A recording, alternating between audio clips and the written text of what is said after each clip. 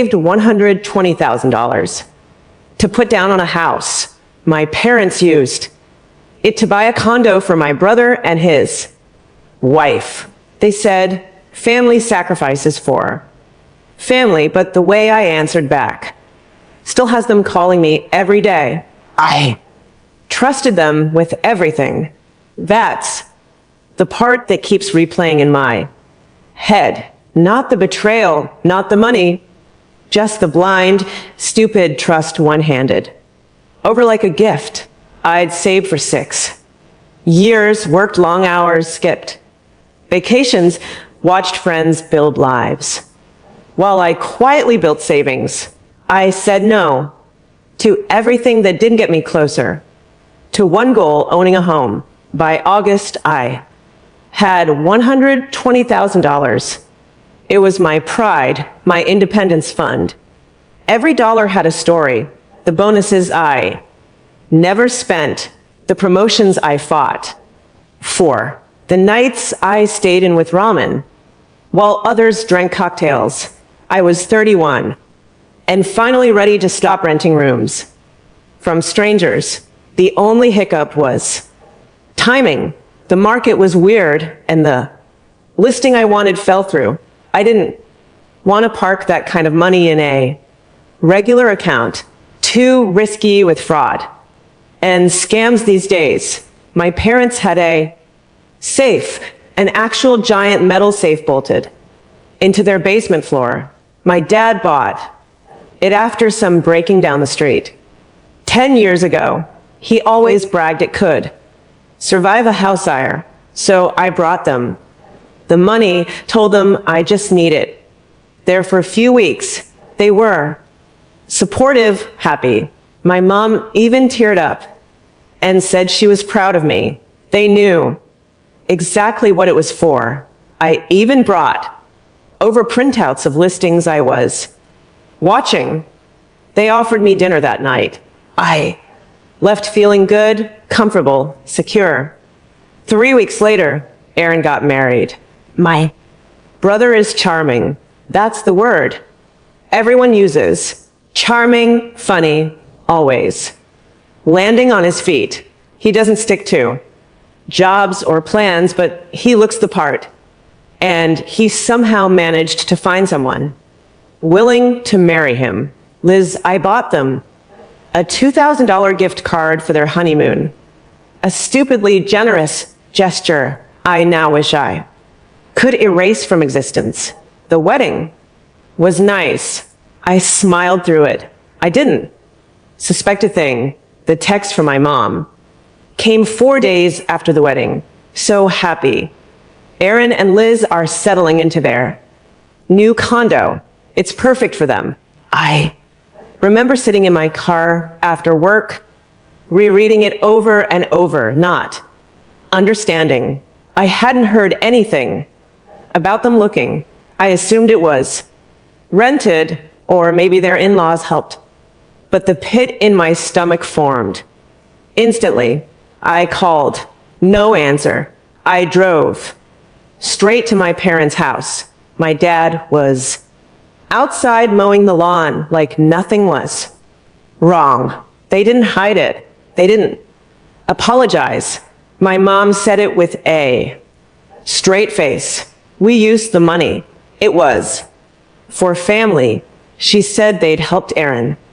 And Liz put a down payment on a condo, that they needed stability now that they were married, that Aaron was going to get serious about work now, that I was single, still young, and would bounce back. My jaw was on the floor. They genuinely didn't think they'd done anything wrong. I reminded them it wasn't a gift, that I had trusted them to hold it, that it was earmarked gone. Without even asking, my dad told me not to be selfish, that this is what families do, that I'd understand once I had a husband I said I'd be speaking to. Them through a lawyer and the police. That's when my mother lost it, accused me of being vindictive, of turning on my own blood, said I was trying to ruin Aaron's fresh start that they borrowed. It not stolen it. Aaron didn't even bother to show up. He sent me a message. Later that night, you're being harsh. This is just temporary. You'll get it back eventually.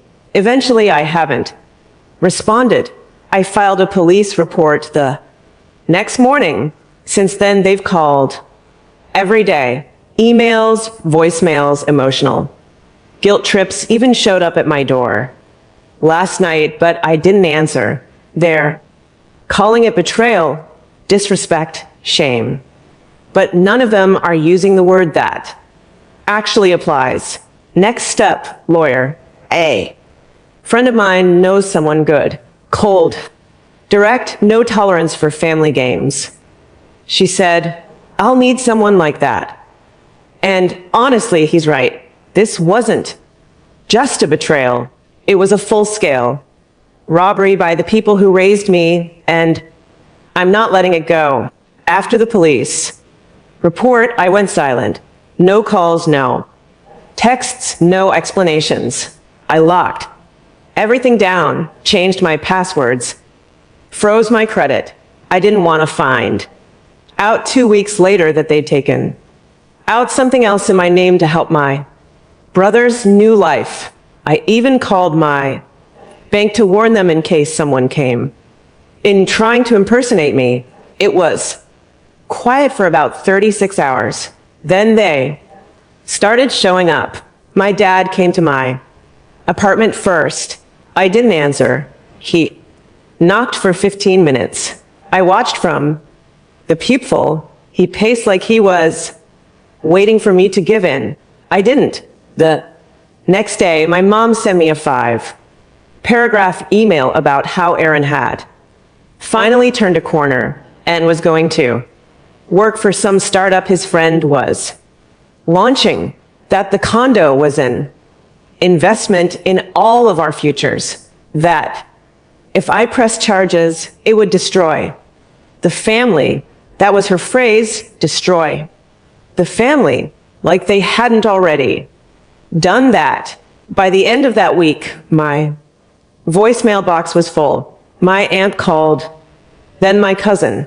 Even Liz's mom reached out asking if I could be more understanding. That one sent me over the edge. I blocked her instantly. My friend, Megan, stepped in around that time. She's one of those quiet, razor-sharp people who doesn't say much, but always knows exactly what to do. After the police report, I went silent. No calls, no texts, no explanations. I locked everything down, changed my passwords, froze my credit. I didn't want to find out 2 weeks later that they'd taken out something else in my name to help my brother's new life. I even called my bank to warn them in case someone came in trying to impersonate me. It was quiet for about 36 hours. Then they started showing up. My dad came to my apartment first. I didn't answer. He knocked for 15 minutes. I watched from the peephole. He paced like he was waiting for me to give in. I didn't. The next day, my mom sent me a 5-paragraph email about how Aaron had finally turned a corner and was going to work for some startup his friend was launching, that the condo was an investment in all of our futures, that if I pressed charges, it would destroy the family. That was her phrase, destroy the family, like they hadn't already done that. By the end of that week, my voicemail box was full. My aunt called, then my cousin. Even Liz's mom reached out asking if I could be more understanding. That one sent me over the edge. I blocked her instantly. My friend, Megan, stepped in around that time. She's one of those quiet, razor-sharp people who doesn't say much, but always knows exactly what to do. I told her Everything start to finish while we sat in her apartment eating leftover Chinese food. She didn't blink. Her advice was brutally simple. You're done talking to some. Everything goes through legal now. I asked her if that was too harsh. He just stared at me. They stole $120,000. She put me in touch with her lawyer, friend Cassandra. I sent her all the screenshots, the texts, the email from my mom admitting what they did. Cassandra called it open and shut. She said we had enough to take them to court and possibly press criminal charges, but I needed to serve them officially, which meant I had to give the go-ahead. Megan looked at me and said, if you want your money back, this is how it starts. So I gave the green light. Cassandra got to work. Within a week, my parents were served at home.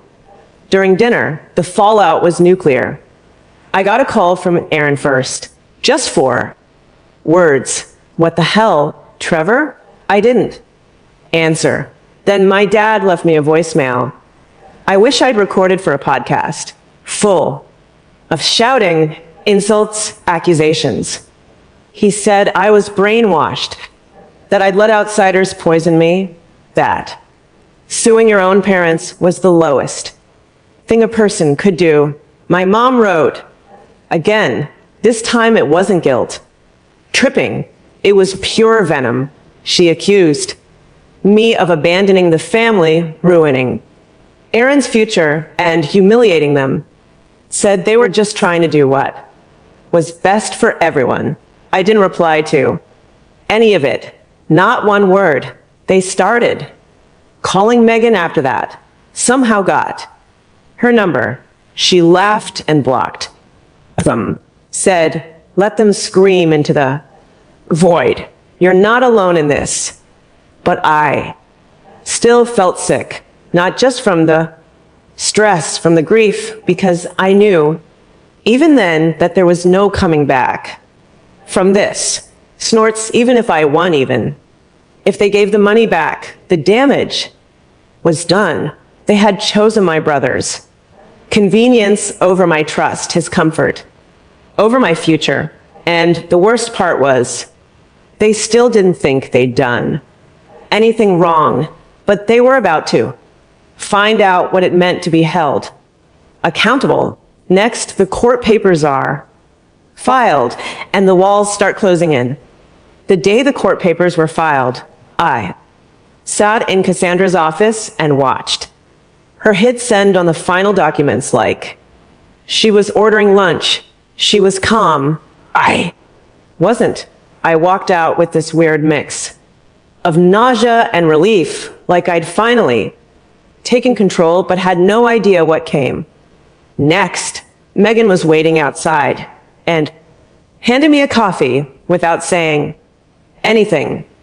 She knew I wouldn't feel like celebrating. The next morning, everything exploded. Aaron posted a long, vaguely written rant on Facebook about greedy people who destroy families over money, tagging no one but making it obvious who he was talking about. Liz jumped into the comments saying things like, we did nothing wrong, and people are so fake. That post had nearly 50 comments by lunchtime. I didn't reply, but people I hadn't spoken to in years started messaging me. Some just wanted the drama. Others told me quietly that they were sorry and that they always thought my parents treated Aaron like the second coming. One old friend from high school straight up asked, did they really steal from you? Yes, they did.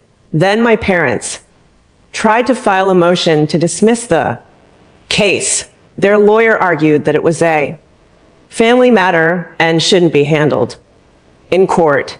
Cassandra crushed it within a day. She filed a response with a text, messages, emails, and the bank withdrawal records showing the exact amount and timing. They had nothing. They hadn't even tried to hide the fact that they'd used it. The judge denied the motion and scheduled a hearing. That's when they called me again. Together this time. I didn't answer, but they left a message I'll never delete. It started out cold, then turned desperate. My mom begged me to come to dinner and talk like adults. My dad said we could all work this out privately and stop embarrassing ourselves. They still thought I was going to fold, that I'd show up, let it go, maybe cry a little, and say I just wanted us to be a family again, but they didn't know what it had cost me to get here. They didn't know.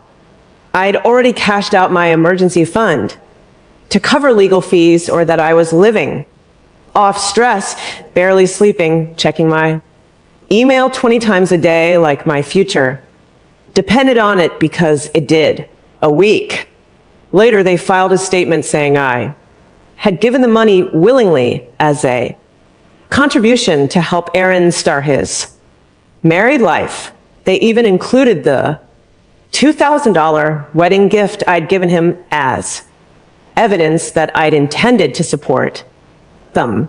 Cassandra nearly laughed. He said it was weak, but still it stung, because this was the moment it really hit me. They were going to lie on paper in court. To my face, they were going to rewrite the whole story just to protect themselves. Megan came over that night with takeout and sat with me in silence. While I stared at the ceiling, I told her I never thought it would go this far. She just said, "It already did. You're just finally pushing back." That night, I made a decision. If I was going to go through this, I wasn't going halfway. No guilt, no second guessing, no answering calls, no family dinners, no more trying to convince people who were perfectly okay stealing from me that they were wrong. They wanted war. Fine. Now they'd get it. Next, the courtroom, the lies, and the unexpected. Witness who turns everything upside down. Court started like a slow boil. No explosions, no cinematic drama, just tension, low voices, the ticking of a wall clock, and people pretending they weren't about to eviscerate each other. Under oath, I sat there across from my parents and Aaron, staring at three people who a few months ago I still would have dropped everything for. My mother wore her usual pearls like this. Was a church fundraiser. My dad stared at the table like he was bored. Aaron leaned back in his chair like he was waiting for someone to thank him for showing up. The worst part, they looked confident. Their lawyer leaned into this narrative that I had given the money willingly, that I wanted to support Aaron and Liz's new chapter, that this was all just a misunderstanding turned into a vendetta. The term family misunderstanding came up 3 separate times. When Aaron got up to speak, I expected him to lie, but I didn't expect how easy it came to him. He told the court he thought the money was a blessing from his big sister, that we'd always been close, that I was there when he and Liz were talking about homes, and I said, if I can help, I will, which was technically true. I said that too, years ago during a Christmas dinner when I thought help meant giving him a ride to a job interview. He was twisting things and smiling while doing it. Then it was my parents' turn. My mom's voice was soft, like she was the victim. She told the judge I had always struggled with letting go of control, and that maybe I was just upset that Aaron got married first. My dad talked about how hard it is raising 2 kids, so different, and how family has to make sacrifices for the greater good. Cassandra kept her face neutral the whole time, but I saw the corner of her mouth twitch once when my mom claimed I used to say I didn't care about money. Then we presented our side. The text, messages, the emails, my screenshots of the bank transfers, the exact day I gave them the money, and the conversation that followed, the listing I was going to put an offer on, the photos I'd shown them, all of it lined up. They looked stunned, as if they really believed I'd just sit there and let this happen. Then came the surprise. During the afternoon recess, I walked into the hallway to get some air, and there she was, Liz, standing near the vending machine, looking like someone had spun her around 3 times and dropped her into the wrong building. I didn't say anything, but she walked straight up to me. I didn't know where the money came from. She said, "Aaron told me your parents were helping." I stayed quiet. I didn't trust a single word at this point, but you kept talking. I thought it was their money or a loan, something private. After the wedding, I asked him. He said, "You were okay with it and not to bring it up," but I knew he was lying. Then she looked me dead in the eye. "If they call me up, I'm telling the truth." And she turned and walked away like it was nothing. I stood there for a second trying to figure out if I'd hallucinated it. I didn't tell Cassandra right away. I needed to see if Liz meant it. Turns out she did. The next morning, they called her, probably thinking she'd back up Aaron's story and wrap it all in a bow.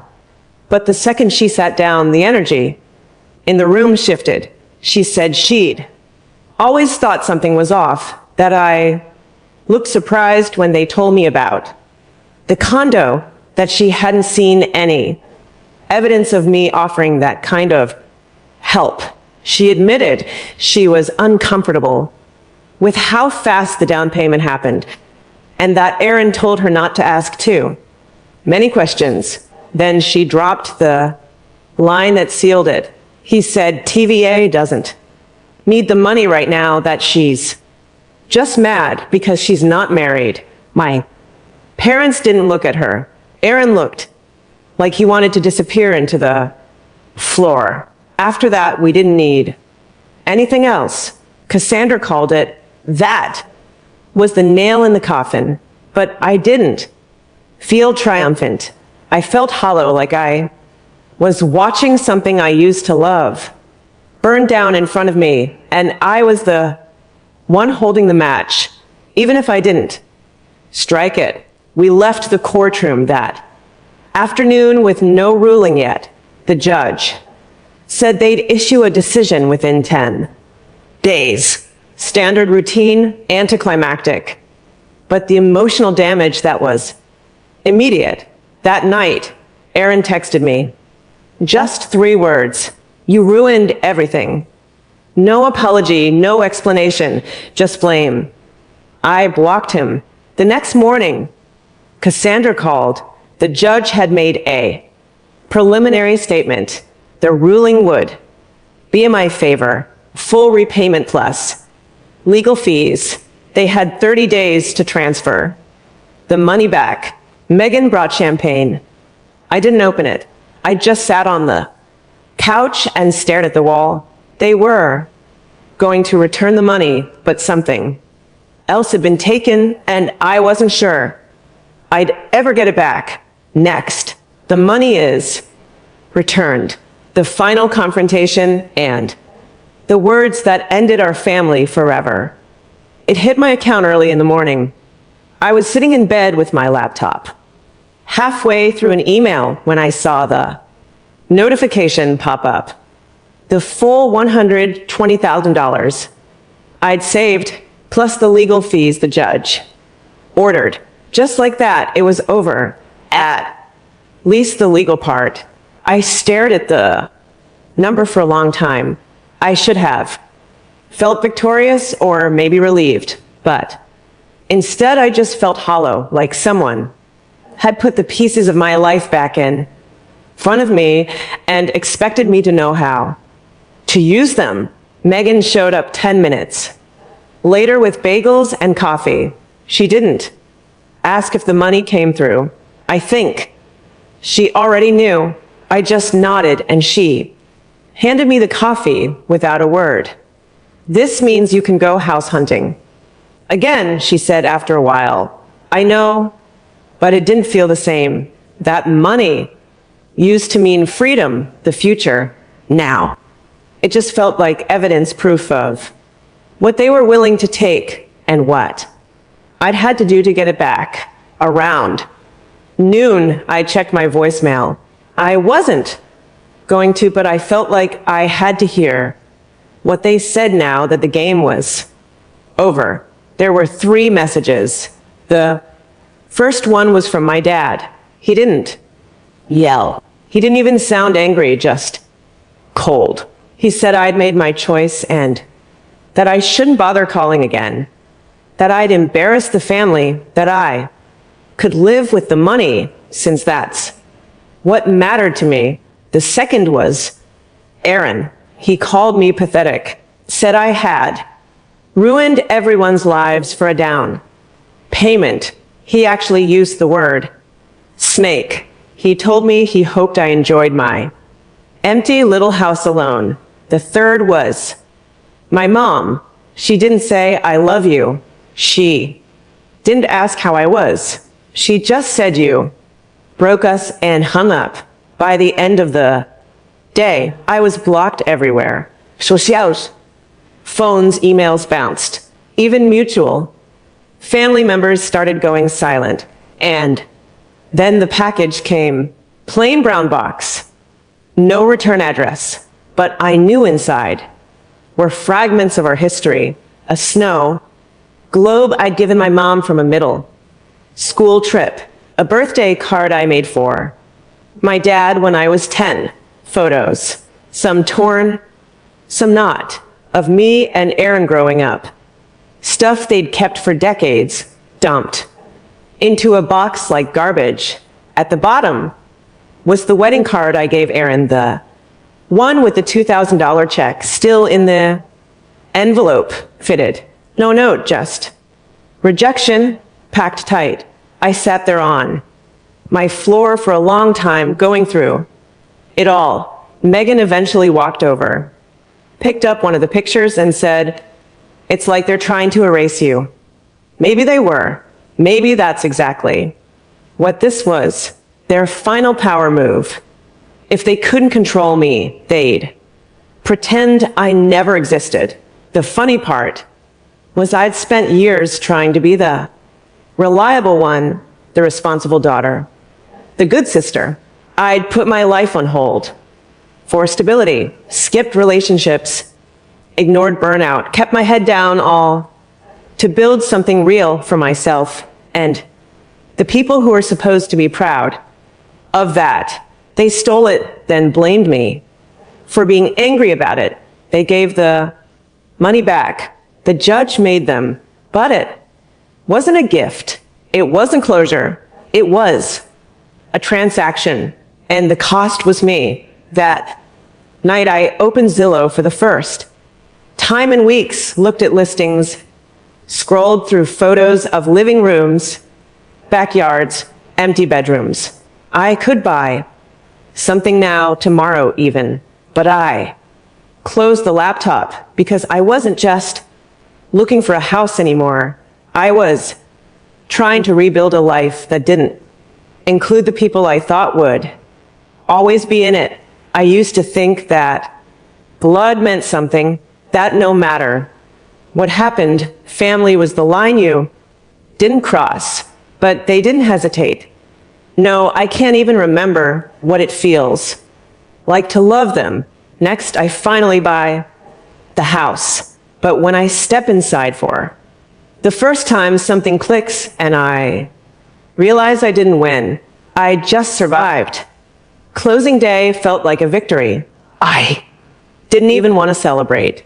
I signed the paperwork with a robotic kind of calm, nodded when the title officer congratulated me and walked out holding the keys in one hand and a manila envelope in the other, like I just finished filing a lawsuit instead of buying my first home, because that's what it felt like. Not freedom, not joy, just the end of a war. The house was nothing fancy. 2 bedrooms, small yard, fixer-upper kitchen, but it was mine. Every nail, every creaky floorboard, every faded shutter, I'd paid for it. With years of quiet grinding and a brutal lesson in betrayal, I moved in. Alone on a Monday. No housewarming, no. Champagne, just a mattress on the floor, a lamp, and 2 suitcases of clothes. It echoed when I walked through it. The walls felt like they were waiting for someone else to show up, someone who never would. That first night I stood in the kitchen holding a glass of water, staring at the bare walls, and realized I'd done it. I'd finally bought the house I worked half my life for, and it felt like nothing. No congratulations. Call from my mom. No text from Aaron. No sign that I'd ever been part of their lives. I kept waiting for it to hit me, the joy, the relief, but all I felt was this weird numbness, like I'd escaped a fire. But everything I cared about had already burned. 3 weeks after I moved, and I ran into an old neighbor who used to know my family. We chatted for a minute, and she asked casually how my parents were doing. I told her I didn't speak to them anymore. She looked surprised and asked, "What happened?" I wanted to laugh. What happened? They stole $120,000 from me and gave it to my brother like I was a stranger. Then they called me greedy when I demanded it back. Then they cut me off completely because I didn't let them get away with it. But I just smiled and said, "Long story." That's what I tell people now, because the truth is too ugly to explain in passing. Around Christmas, I got a card in the mail, no return address, but the handwriting was my mother's. I opened it because I still hadn't learned to stop hoping. Inside was a picture of Aaron and Liz in front of their condo holding a baby, their baby. No note, just a photo, like it was supposed to mean something, like it was proof of what they had and what I didn't. I stood there in my living room holding that photo, and something inside me finally broke in a clean, silent way. They weren't trying to reconnect. They were rubbing it in. They had a new family. Now, the golden son, his wife, and their perfect little baby. And I was nothing more than a past inconvenience they'd rather forget. I didn't cry. I didn't scream. I shredded the photo and dropped it in the trash, because that was the moment I realized something permanent had happened to me. Not a phase, not a grudge, something irreversible. I didn't just lose trust. I lost love, and not the surface level kind, the core love, the one that says these people are your family no matter what. I don't feel that anymore, not a trace, and it's not coming back. Some nights I sit out in the backyard with a blanket and stare at the stars. It's peaceful out here, quiet, but not the kind of quiet that makes you feel calm, the kind that reminds you what's gone. But I've learned to live with it. I got the money back. I got the house. And I finally saw them for who they are, people who will never admit what they did, who would rather erase me than say the words we were wrong. Let them have their silence. Let them have their photos and their lies. I built a life they can't touch anymore. And I'm done mourning people who buried me while I was still breathing. I don't miss them. I don't forgive them. I don't love them. Not anymore. And I never will again. Sometimes I wonder if they sit around a table and talk about me. If my name still comes up, if they tell themselves, I'll come around eventually, like I'm just being dramatic. But deep down, I think they know. I think they know they crossed a line. I'll never walk back. Over. I still get invites to extended family events, sometimes weddings, reunions, birthdays. I never go. I imagine the whispers, the fake smiles, the sideways glances. Let them guess. Let them wonder. The house is coming together slowly. I've painted the bedroom, started a little garden even, adopted a dog from a rescue. His name's Rocco. He barks at the mailman and sleeps by the door like he's guarding me from the world. In a way, maybe he is. And as I build this new life from scratch, piece by piece, one thing stays clear. I didn't just survive what they did, I ended it. And I'll never let anyone take from me like that.